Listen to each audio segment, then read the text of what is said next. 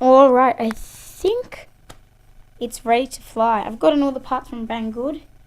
Everything is set and ready to go.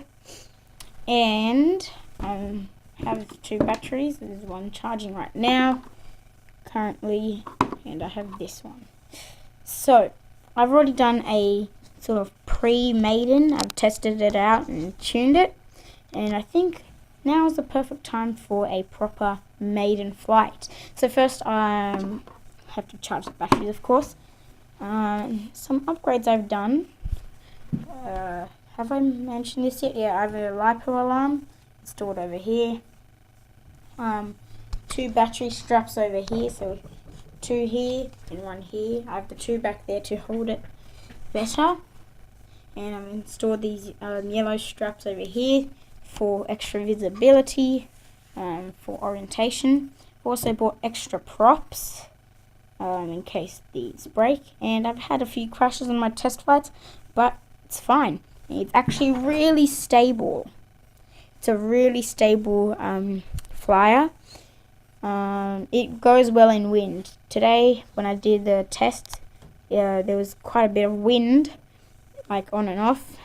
It was a bit weak, and then it was really strong, and it flew fine. And it did have a couple of flips, but I've set up the P gains, and it flies perfectly in self-leveling mode. In acro mode, it works well as well. The stock PID, no, not PID, PI gains are fine on that. I might do a bit more setting up of that, but otherwise it's fine. And on my transmitter, I've also, hang on a second, I need to go get my transmitter.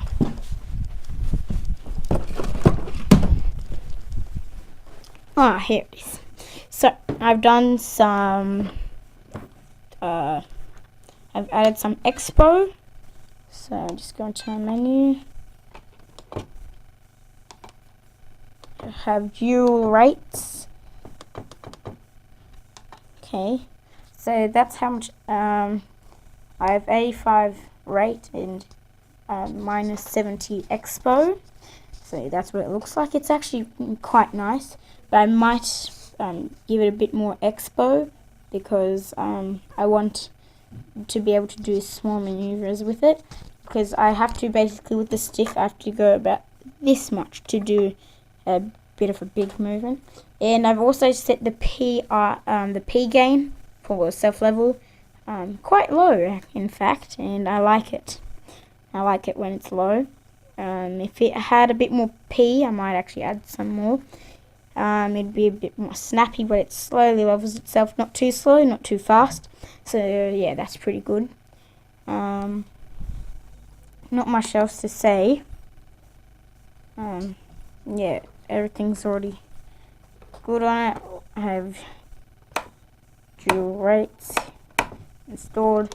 Also have a throttle cut switch over here. There was a video on YouTube by, I think, Andrew Newton. I think he made a video on how to program the FSI6. So it looks like this, then click this, then idle up mode. I'll have a link in the description to that video. It's really simple. All you have to do is you have to go to switch assign, then you set idle mode to whatever you want it to be.